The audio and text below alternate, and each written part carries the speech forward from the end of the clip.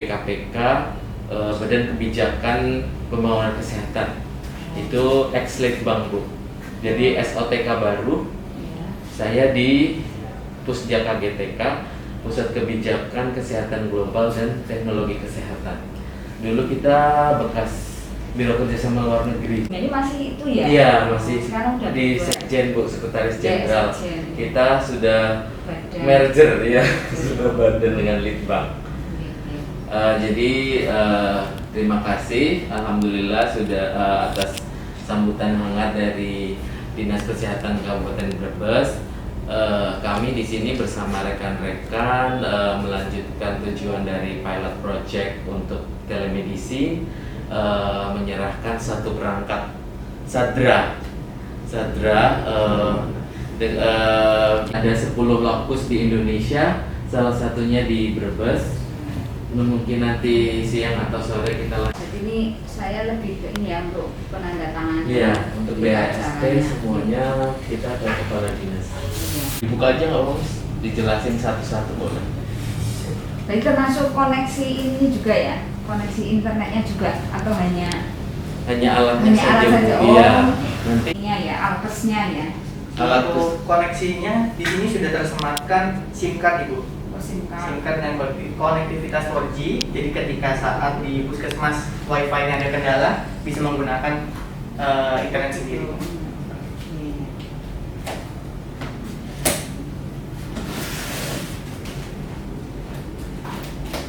Telemedicine yang bisa mengirimkan data kesehatan secara langsung kepada rumah sakit pengampu. Jadi alat ini juga terkoneksi dengan nanti aplikasi dari holding kami, ada Medevo, kebetulan dari Bio Farma. Jadi data dari puskesmas akan langsung terkirim ke rumah sakit pengampu untuk di Jawa Tengah di Karyadi.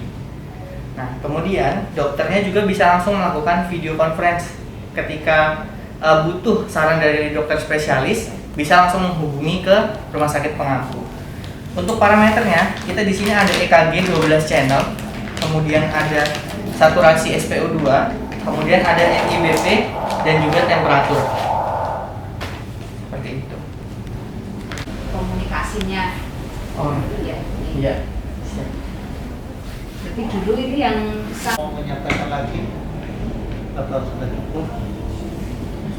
Ya baik, monggo Bu Kadin untuk memberikan tanggapan atau arahannya untuk sebutkan satu persatu tadi dari pelayanan primer, direktur pelayanan primer dan apa tadi? kebijakan global, kesehatan global dan teknologi kesehatan. Oh ya, kesehatan global dan teknologi kesehatan yang dulu Biro Kerjasama Luar sebelumnya di Negeri. Biro Kerjasama Luar Negeri sudah melebuni, dan juga dari Indo Farma Farma dan Bio Farma. Ya, terima kasih juga teman-teman dari bidang Kesmas dan bidang Yankes, Pak Muta, Bu Tami dan Bu Nur Farika. Terima kasih, alhamdulillah kita bisa diberi kesempatan untuk silaturahmi dulu, dan saat ini secara sudah dibuka di sini ya, dijelaskan pada kami. Nanti saya akan menandatangani berita acara serah terima alat 1 unit telemedicine healthcare Sadra A15 untuk Puskesmas Bunyayu. Semoga alat ini bisa menjadi sarana bagian dari pelayanan kesehatan jarak jauh melalui telemedicine dan dimanfaatkan semaksimal mungkin sesuai dengan kapasitas yang ada di puskesmas. Dan untuk saat ini memang kami juga sudah ada, sebelum Bunyayu ada di puskesmas Tonjong, itu lebih ke USG sebetulnya ya, tapi EKG juga. Saat ini masih EKG ya. Kemenkes 1 unit alat lagi untuk puskesmas Bunyayu, semoga bisa menambah kualitas pelayanan juga terkait dengan telemedicine, sehingga kita kalau saat ini dengan dokter di Karyadi, kalau yang di Puskesmas Tonjong di dokter di Rumah Sakit Jinang lah. Ini mudah-mudahan bisa untuk yang lain juga nih. Tapi kita karena Kabupaten Brebes menjadi salah satu kabupaten dengan kasus Mata Ibu dan yang sendiri diharapkan juga bisa menjadi bagian untuk upaya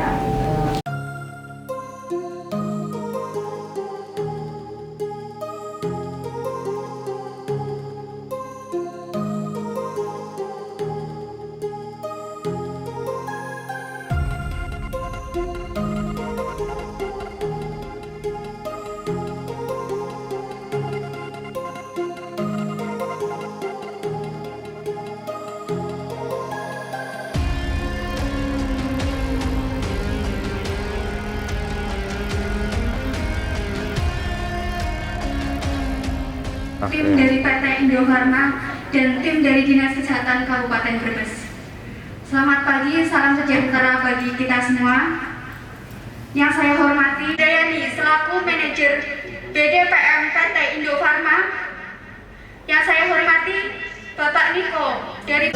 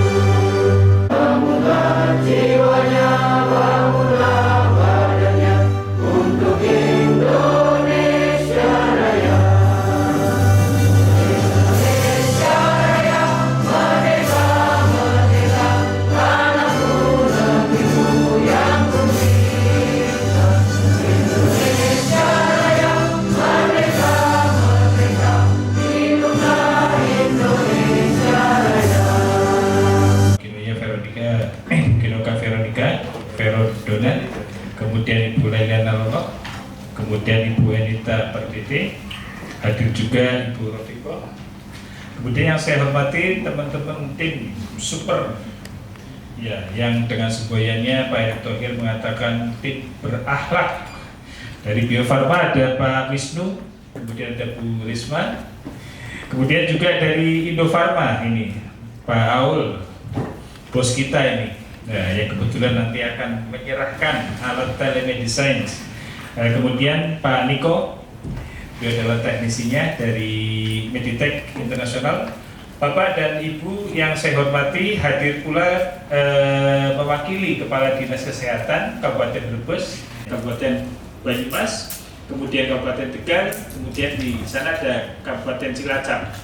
Secara karakteristik, teknologi telemedicine ini pada saat saya mengikuti penyerahan dari Kementerian Negara Iran waktu itu di Bali bersama Pak Wakil Menteri Kesehatan Pak Dr. Dante, bahwa sebetulnya alat ini adalah sebuah teknologi yang sangat luar biasa. Jadi Presiden Jokowi dengan pola-pola pikir yang mungkin sudah 4 digit, bahwa beliau menginginkan setiap puskesmas ini memiliki dokter spesialis. Tapi kita kadang tidak bisa menerjemahkan apa yang beliau inginkan. Lah disinilah ternyata berbagai upaya sudah ada, bahwa sekarang dengan alat yang sangat sederhana ini semua terdeteksi, semua termasuk terrekod, dan semua disalurkan ke sebuah server, di mana server itu bisa menerjemahkan kondisi pasien. Bagaimana bisa melakukan sebuah tindakan, bagaimana melakukan sebuah operasi yang harus segera dilakukan, tindakan-tindakan apa saja, operasi-operasinya, SOP-nya itu bisa dilakukan dari jarak jauh. Bahkan dan kepada puskesmas kecil kami ini, mudah-mudahan alat yang dihibahkan dari Kementerian Iran melalui Indofarma maupun Kimia Farma, Bio Farma ya, tentunya akan sangat bermanfaat bagi kami. Harapan daripada pemerintah, Kementerian Kesehatan maupun pemberi hibah dapat mencapai apa yang diharapkan tentunya. Sekali lagi dengan mengucapkan Bismillahirrahmanirrahim, saya selaku Kepala Puskesmas dan Kepala BPD Puskesmas Buayu menerima manfaat daripada alat telemedicine ini, mengucapkan terima kasih dan mudah-mudahan bermanfaat Dan juga secara pribadi kami mohon maaf yang setulus-tulusnya apabila dalam penata laksanaan acara ini kurang berkenan di Bapak dan di hati Bapak dan Ibu semuanya. Tapi percayalah bahwa kami ingin menjalin silaturahim dan hadir bahwa Puskesmas Bumi Ayu ada program namanya PDKT. Jadi PDKT itu peduli anak-anak berkebutuhan khusus. Nah di sini kita mendapatkan top inovasi se-Jawa Tengah nomor 1. Dan ini mohon doanya kita sedang maju ke tingkat nasional. Tentunya hal ini tidak akan lepas dari banyak kebutuhan yang tidak bisa ditutup ataupun dipenuhi dari anggaran DAK maupun anggaran DAU ataupun belanja dari maaf yang setulus-tulusnya apabila dalam pelaksanaan ini masih banyak kekurangan yang harus kami benahi, tapi insya Allah dari lubuk hati yang paling dalam kami berdoa mudah-mudahan tim yang ke Puskesmas Bumi Ayu ini diberikan kesehatan, diberikan umur yang panjang sehingga dapat berbagi ilmu dan berbagi pengetahuan serta bermanfaat bagi kesehatan di masa yang akan datang. Yang didelegasikan untuk menghadiri proyek telemedicine di Puskesmas Bumi Ayu ini dan besok di Puskesmas Kaliwari Rembang. Ya, kami Dinas Kesehatan Provinsi mengucapkan banyak terima kasih atas fasilitas yang diberikan kepada provinsi kami, khususnya di 2 puskesmas tadi untuk uji coba telemedicine sebagai pilot project. Semoga segala macam dari Kemenkes kita pasti dihubungi untuk mengepus, karena kalau dari Jawa Tengah angkanya jelek, nanti nasional juga ikut jelek. Jadi kami di provinsi itu punya 880 puskesmas. Nah, salah satunya juga di Brebes ini juga banyak puskesmasnya ya, di bawah naungan Brebes, dan kami punya puskesmas 880 ya, dan salah satunya adalah Kabupaten Brebes ini. Dan memang kabupaten dengan adanya program telemedicine ini dapat menjadi salah satu upaya untuk mengurangi angka kematian ibu dan anak, juga termasuk juga anemi dan sebagainya yang memang Kabupaten Brebes indikator tersebut ya. Kami atas nama provinsi mengucapkan terima kasih dan dukungannya. Kami insya Allah akan mengawal pelaksanaan ini dan akan memantau bagaimana moga-moga bisa menjadi salah satu upaya untuk memperbaiki tingkat kesehatan masyarakat kita. Terima kasih. Bapak Kepala Puskesmas, Bapak Dr. Haji Ali Budiarto, kemudian dari perwakilan Dinas Provinsi Jawa Tengah Ibu Rofi. Kami di sini juga terima kasih atas sambutan hangat dari pemerintah Provinsi Jawa Tengah, kemudian Kabupaten Brebes, kemudian Puskesmas Bumi Ayu. Tujuan kami di sini adalah kelanjutan dari pilot project telemedicine. Kemudian bersama hari ini juga akan kita serahkan satu alat telemedicine Sadra A15 yang secara paralel hari ini juga kita dibagi 3 kota, 1 ke Jawa Tengah, 2 ke Sulawesi Selatan, yang ketiga ke Medan. Sebelumnya sudah berjalan di Maluku. Jadi harapan kami dengan alat dari Iran ini semoga dapat dimanfaatkan untuk masyarakat Bumi Ayu pada khususnya dan masyarakat Indonesia pada umumnya. Demikian sambutan dari saya. Mungkin akan dilanjutkan dengan pelatihan dari Mas.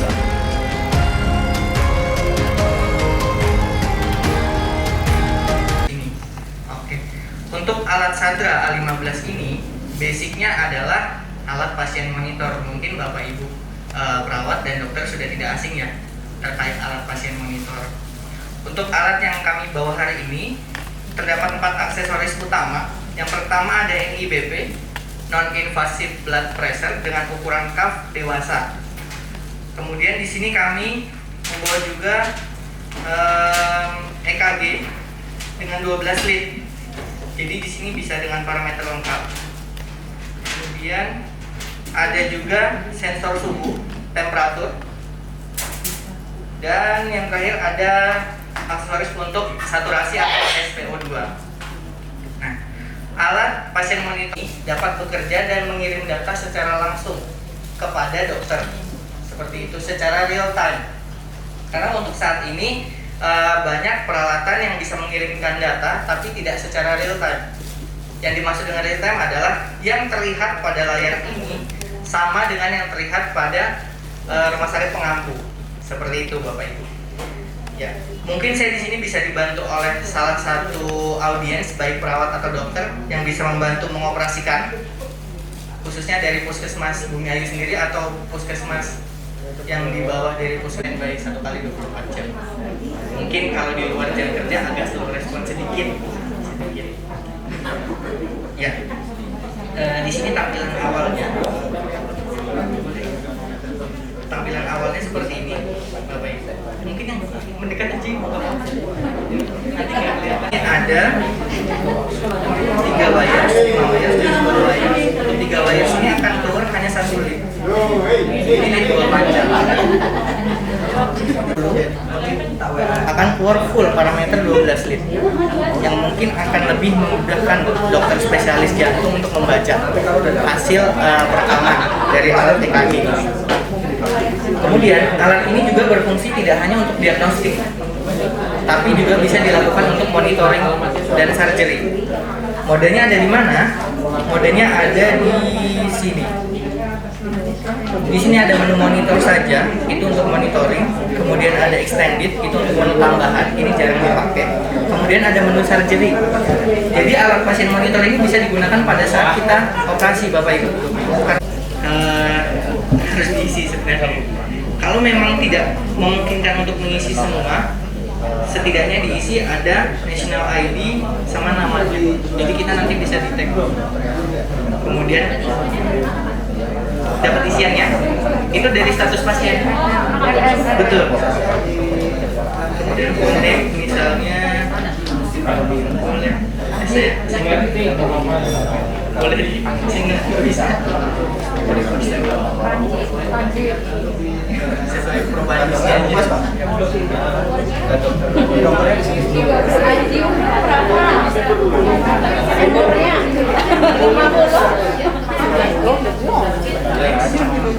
Kalau description ini misalnya pasien datang dengan keluhan, boleh ditambahkan di sini. Tapi jika tidak ada, tidak masalah. Karena untuk ini nanti bisa disampaikan langsung ketika kita butuh konsultasi dengan dokter spesialis misalnya. Kemudian dan oke. Di sini ada pasien age group, ada adult sama pneumonia.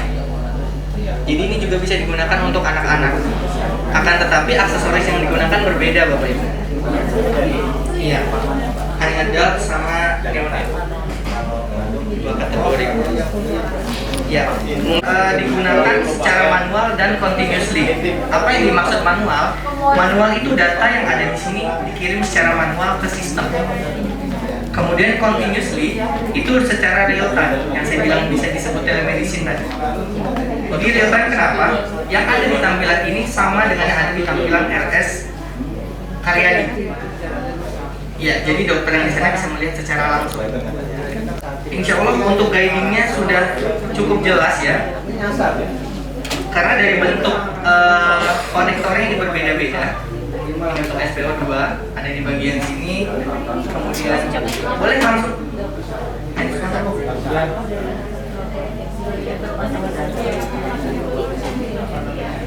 Kemudian ini ada NIBP.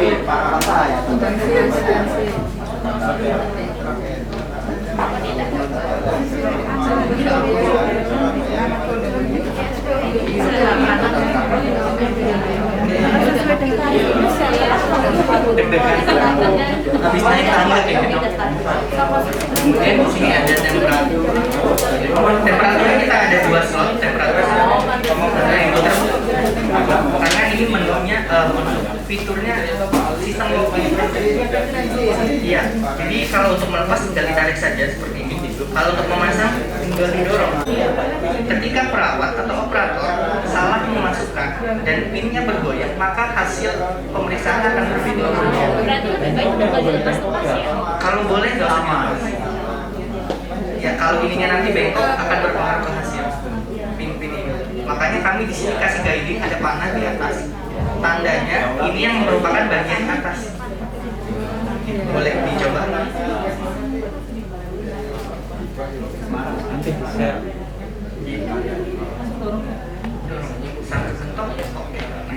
Kemudian rekam medis itu akan tercatat Bapak Ibu dokter semuanya di dalam aplikasi kita gitu. Nah untuk keamanannya sendiri seperti apa? Nah medical record yang terekam dalam aplikasi kita itu dari standar HIPAA, di mana keamanannya itu dijamin karena memang medical record itu sensitif, hal yang harus dijaga. Nah oleh sebab itu telemedicine ini menjadikan sebuah sistem di mana dari mulai telekonsultasinya hingga telemedicine-nya. Nah, kalau misalnya tadi saya ngobrol juga sama Bu Mulan dari Dinkes, banyak kasus-kasus di mana karena adanya dari pihak di sini kita login sebagai saya skemakan saya sebagai dokter umum dan kemudian saya menjadikan Ibu Risma sebagai dokter spesialis. Nah di sini nanti puskesmas pun akan diberikan akses untuk dokter pengakunya saat jadi nomor HP yang sebagai login ke aplikasinya dan passwordnya pun di sini sudah kami bantu security-nya menggunakan bisa dimunculkan atau tidak. Kita masuk.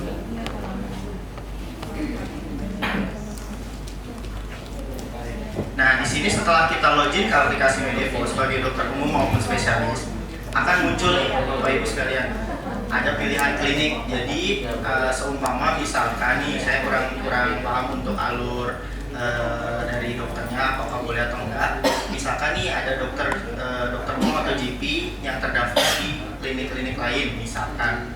Nah, nanti ketika masuk di aplikasi ini ada beberapa klinik yang memang dia terdaftar.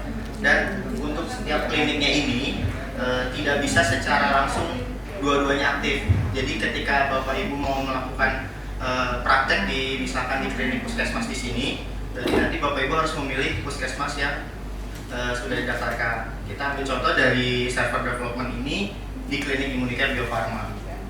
Kita klik. Nah, ini adalah tampilan utama dari aplikasi Medifo untuk dokter umum. Di mana di sini nanti bisa disematkan foto dokternya, kemudian di sini ada profilnya pun bisa disesuaikan sama dokter yang memiliki akun ini, dari mulai jenis kelamin, kemudian informasi, geografi, nomor SIP, nomor STR, serta password. Dan tidak lupa di aplikasi ini pun kita di sini setelah dashboard ini Bapak Ibu pun harus mengaktifkan nih status toggle-nya offline maupun online. Buat apa? Dikhawatirkan kalau misalkan di auto online kan kita belum siap, ternyata ada konsultasi yang masuk, takutnya nanti terganggu gitu. Jadi ketika sudah login, Bapak Ibu mempersiapkan diri dulu, kemudian kalau dirasa sudah siap maka diaktifkan toggle-nya. Nah, ketika sudah aktif ini, nanti di menu konsultasi daftar nama Bapak Ibu akan berstatus aktif di sini, Pak Bu sekalian. Jadi dokter-dokter yang bisa melakukan konsultasi adalah di menu ini yang berstatus aktif. Boleh mungkin Ibu Risma dinonaktifkan dulu.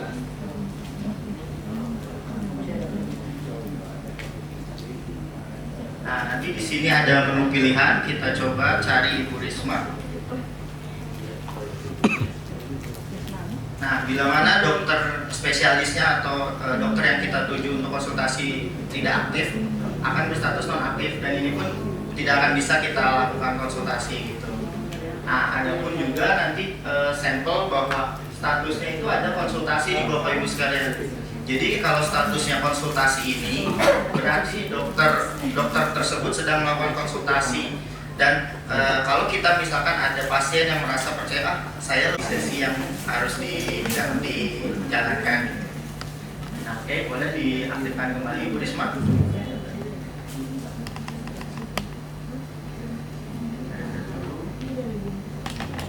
Nah, di sini sudah muncul ya atas nama Dr. Risma. Di sini spesialis penyakit dalam. Nah, dari dokter umum ini ketika pasien mau melakukan, kita langsung klik. Di sini sudah ada detailnya, penyakit dalam, klinik Immunicare, dan lain-lain. Nanti ada nomor STR, nah di sini mohon maaf mungkin ada nomor STR dan SIP-nya masih rancu atau asal-asalan karena ini kita menggunakan server development, masih dalam pengembangan dan akan segera diselesaikan. Nah di sini nanti ada metode pembayaran. Saat ini kita menggunakan debitur. Nah nanti disesuaikan dengan kebutuhan dari dinas kesehatan provinsinya. Nah ini kita menggunakan modul dari Bio Farma dulu. Setelah sudah kita lanjutkan konsultasi. Di sini pun ada jadwalnya. Nah di sini ada pengisian demografi di Bapak Ibu. Di sini ada tipe pasien baru maupun pasien lama. Jelas kalau pasien baru berarti Bapak Ibu sekalian harus menginputkan detail pasiennya dari mulai nomor KTP, nama. Oke, sudah ada terdaftar dengan nomor KTP dan dia akan auto filling. Dari segi aplikasinya akan auto filling dari mulai nama, lain dan segala macam. Nah di sini ada kategori pasien, statusnya langsung, berarti si pasien memang sedang ada di ruangan dengan dokter umumnya atau GP-nya dan langsung mau melakukan konsultasi dengan dokter spesialis. Seperti itu. Nah, kita lanjut. Nah di sini ada input keluhan, nanti dari Bapak Ibu sekalian bisa menginputkan keluhannya, misalkan kita tulis.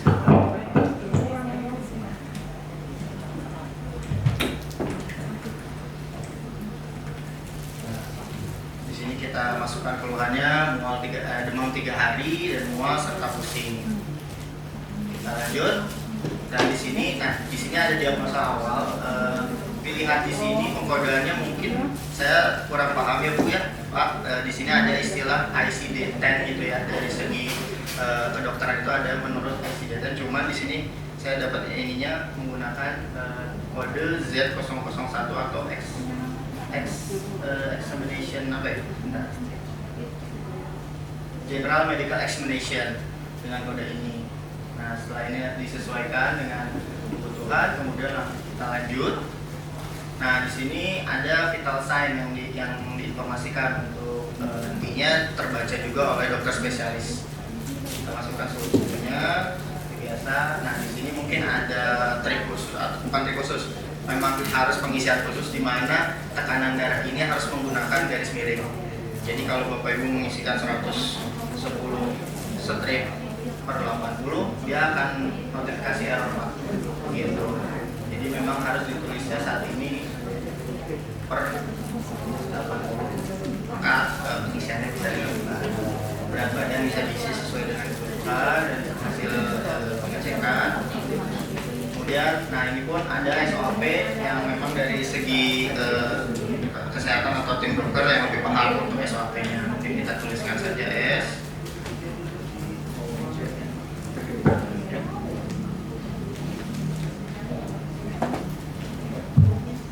Oke, kemudian setelah diisi kita lanjut.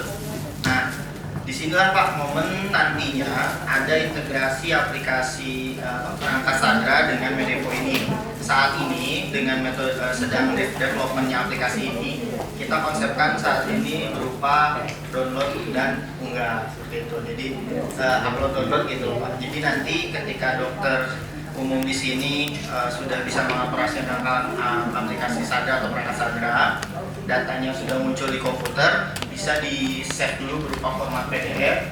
Coba pakai dummy EKG yang fit. Sekalian kita coba. Nah di sini pun sudah terupload nih, siap diupload untuk masuk ke sesi konsultasi dengan spesialis. Adapun misalkan ternyata